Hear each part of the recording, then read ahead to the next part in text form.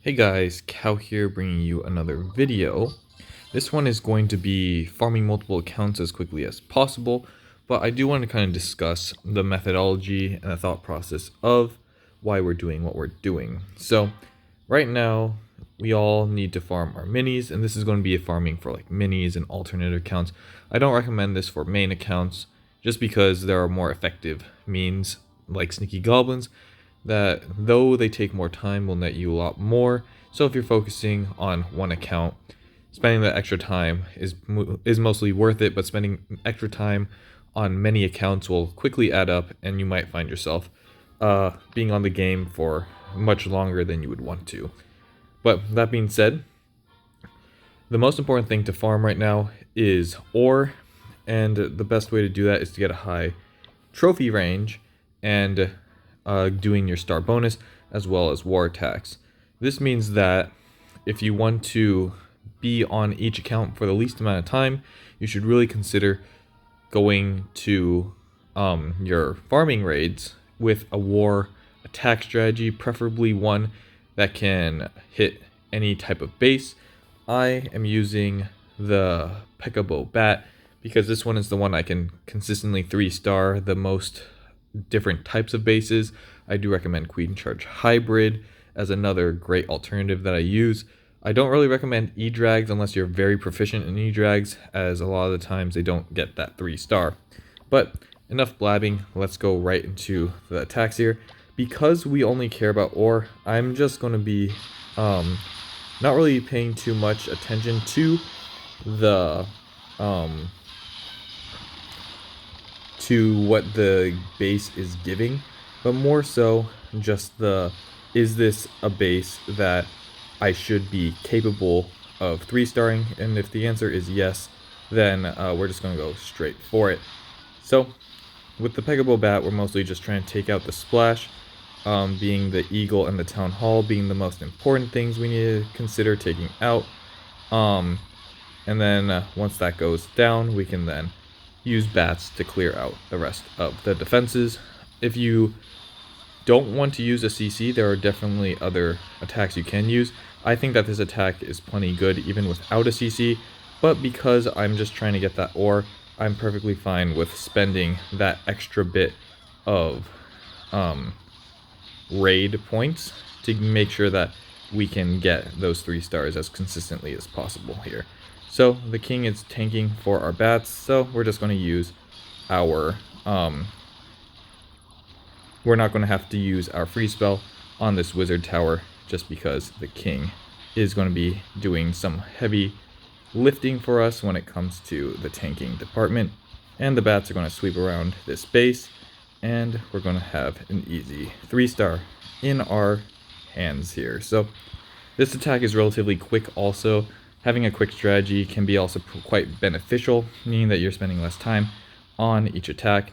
And because you're constantly 3-starring means that you will consistently be pushing up into the trophy ranges that will net you more ore in the long run.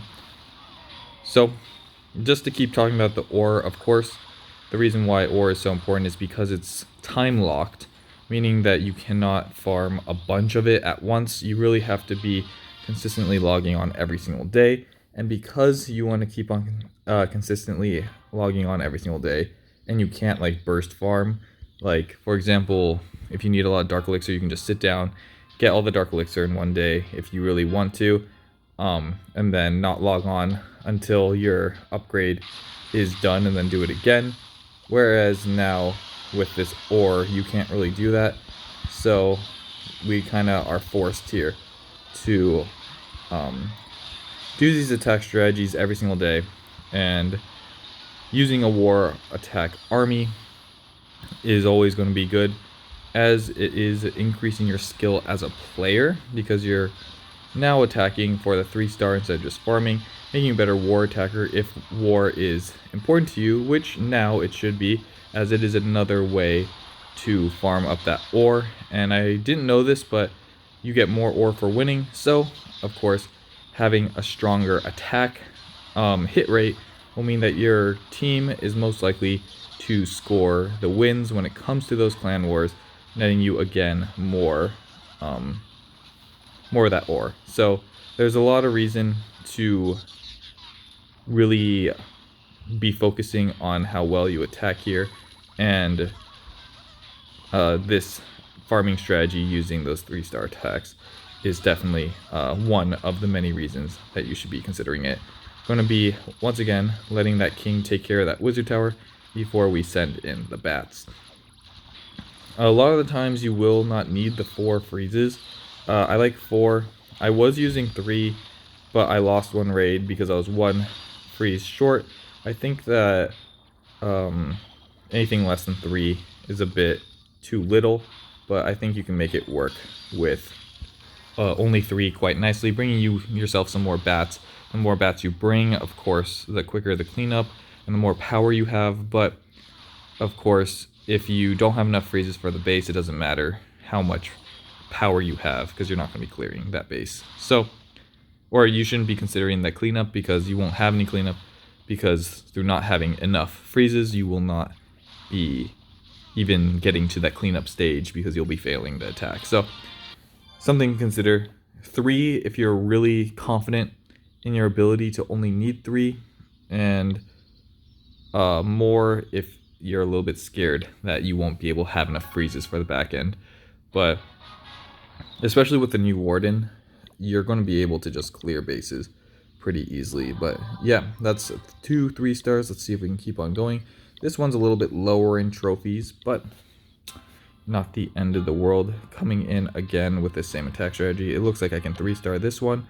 If you want to really maximize, I'm not doing a lot of maximizing right here, but if you truly want to, oops, I'm supposed to be Pekkas. If you truly want to maximize, you should look at, I'm sorry, I can't count to 3 while talking. If you truly want to maximize your gains, definitely if you look in the left hand corner over here, I'm going to drop the rage soon. Let's drop it in the core like that. If you look right here, you're going to see that that will be your trophy gain, and doing a few next to make sure that you hit something that offers a lot of trophies might be something that is beneficial. Make it so that you push into those high trophy ranges quicker with less attacks, meaning that of course you get more ore. But this is a mini account, so that is relatively, like, it's not in any hurry. So not hitting these big trophy, pushing these big trophy numbers and these big loot numbers isn't as important to me. And of course, dependent on what you're looking for, you can definitely search for more loot or search for more trophies, whichever one you truly want. But as you see, even without the CC, pretty much, you'd be able to crush a lot of bases with just the pure force of the troops. Like, the base was crushed before we even needed the bats there. But I don't really have anything else I'm spending my raid medals on, so that's why I'm fine here just pumping them all into the CCs, because if you pump into the CCs, it'll increase your chance of 3-star, and 3-starring will of course get us that bonus quicker. Makes it so that you also can get it by logging in every other day, as the star bonus will hold into the next one. But if you go more than 3 days without it, or if you go more than 2 days without attacking, then it won't save it. So if you want to conserve your CC, essentially, you can go for a 3-star and a 2-star, which means that you won't need to use your CC. You might only need to use your CC for one of them, but not the other one, because you can get an easy 3-star and then just use the non-CC attack to get that 2-star to finish it off here. But I've always been a big fan of bats. They're relatively easy to use, because it's essentially the attacks that many people grow up using. I don't know how many people actually use Go Wipe. I know that was a thing when Clash of Clans was first starting, where the 3-star was actually quite difficult to achieve. So many people use these smash attack armies to kind of break through and just get to the middle. And pretty much all it is that exact same attack strategy, spamming in the front, but in the back end, instead of having hogs, which eventually evolved from people attacking that way, they would go into from a go wipe into with that back end hog, making sure that they have something on the back end. I'm actually going to skip this one because it's a ring base and I don't want to deal with a ring base here. So ring bases aren't too difficult, but sometimes your troops will walk around the outside, and because I'm just trying to get 3 stars, there's no real reason to risk it when we can just skip one and then find a much easier base to go through with this. Was a bit slow on the deployment there, made it so my troops took an eagle shot before the warden ability. You can hold on to your warden ability. I'm mostly using the warden ability early because there's a bug with the king right now that as long as you used the invincibility of the Eternal Tome, the warden ability, on the king, when he gets big, if you have the gauntlet, he will go invincible when he gets big, making it so that he'll pretty much crush the whole base, or not the whole base, but like wherever he is, he'll just push through that section of the base with no real way of stopping him. There actually is no way of stopping him because he's fully invincible. So just letting him go down, get big on him, destroy a big chunk of the base, usually you'll be fine with the rest of the base here. So it looks like the wizard tower is being tanked, and we'll just drop the freezes. Again, like, you don't really need, this is why I only bring 3, but it's just I was burned once and I don't want to ever have to really worry about it. But this is why, like, you can get away with 3 freezes, you can get away with 2 freezes, but like, you never know what is going to be left up at the end of your raid. Sometimes your troops will walk, sometimes you won't get the value you may want from a attack, so having that extra freeze there. Ooh, this one, though it is a Town Hall 12, this is not upgraded well at all, so I think we're going to just quickly take advantage of this, because yeah, when we see the easy 3, we're going to take it. Especially in Crystal, you shouldn't really be losing too many raids, unless you're new to the attack strategy. I don't want it to sound like, oh, if you can't 3-star every single time, you're bad, because definitely if you don't know and are still learning, it takes time to kind of learn. I have a lot of time playing this game, where as some people might be just starting and don't know the basics when it comes to attacking the funneling portion and what to prioritize. But like, look at this guy. Dragon not going down is a little bit annoying for us, but this is also why we have a lot of freezes. I once had pretty much destroyed the whole base, but the CC was a double dragon, so I never had to actually use the freezes on the defenses. I just had to freeze the dragon in place. The only problem here is that it's an Electro Dragon, which is a little bit annoying, but the Electro Dragon is taking his time, and I'm really going to wait here until the base is pretty much done, because I don't want that E-Dragon to zap us out here. So I think now we'll be pretty safe here, as we're going to end on the Wizard Tower here. Oops, fell asleep at the wheel. Oh, nice. Low level Wizard Tower, not even one-shotting the bats is great here. But I wanted to freeze this E-Dragon in a way so that when it pops like that, the bats will essentially leave that area there. So we're going to finish up here. We have one more account to kind of go through, but yeah, if you get it down, identify the base, just go straight into it. We're already at the 14-minute mark, going to go pretty quickly here, and we're getting pretty good with these 3 stars. But once you get pretty good at any attack strategy that you are choosing to attack with, it just makes, because you're always going for the 3-star, it makes it so when you have to go for a 3-star, like in war, it's a lot less stressful. You've already done it 100 times, and very, like, if things go wrong, you'll know how to adapt and all that. Whereas if you're constantly farming with, let's say, sneaky goblins, and you're not really honing your skill as a war attacker, there's a lot more pressure when it comes to actually performing if you haven't been practicing. It's like a test. If you haven't really studied, that test is going to be much more difficult for you, and you might make some silly mistakes just for stressing yourself out. Whereas if you did your studying and or you've just done whatever is on that test so many times that it's no longer scary, then you'll do perfectly fine here. So once again, base completely gutted. Not much, especially at Town Hall 11. I definitely do recommend this attack at Town Hall 11. There's nothing really that is this easy to like reward ratio. Like, you can get really good with Lalo and maybe Queen Charge attacks that are probably better than this attack, but the room for error is so little with this attack, especially at Town Hall 11. Town Hall 12, it could be a little bit difficult just because the Town Hall itself is very difficult to take down if it doesn't go down.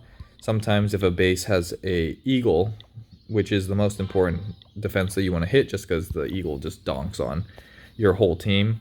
But at Town Hall E12, the second most dangerous building becomes that Town Hall, because the bats can't actually break through it very quickly, because bats, I think, do reduced damage to storages, and that was mostly to prevent, oh, come on, king, get dropped, come on, queen, get dropped. That was mostly to prevent the bat spell from taking out a Town Hall on itself, making it so that it's a little bit more difficult for the bats to take out that building. And so if the eagle and that and the Town Hall are on opposite sides, you can sometimes make your attack a little bit sketchy, and you really just have to have faith that you're going to be able to push through that base and get there in the end. So at Town Hall 11, there isn't that threat, so that's why it's much better at Town Hall 11. But Town Hall 12, it's only one more defense. You don't have that scatter shot yet. Town Hall 13, it becomes a little bit more difficult. Town Hall 14 becomes a little bit more difficult just because of the extra splash that is introduced to the base. That is not very cash money for your attack. But bases like this with the wizard towers on the far outside, sometimes you'll get bases like this, and that's why we bring the extra, come on, bats. Why are we so slow? And that's why we bring the 4 freezes, because you really never know what will be left on a base, and if something like this is on the back end, the triple wizard tower with, and let's just say your attack is kind of petered out, even though it's 3 wizard towers and that shouldn't be able to really stop you, it can really dunk on your bats here. So that's going to be it for today's video. We got the all techs in less than 20 minutes, all 3 stars. Very easy attack strategy here. And the hardest thing really is the bats, because if you mess up the bats, it can be quite difficult. You need to really pay attention to where you're freezing. Make sure to freeze that splash damage. But the main beginning attack is really just spam, just dropping all your things in a row and pushing through the base. So I do highly recommend this attack strategy, and I do think that we need to think a little bit differently on how we're farming, especially when we're farming our minis.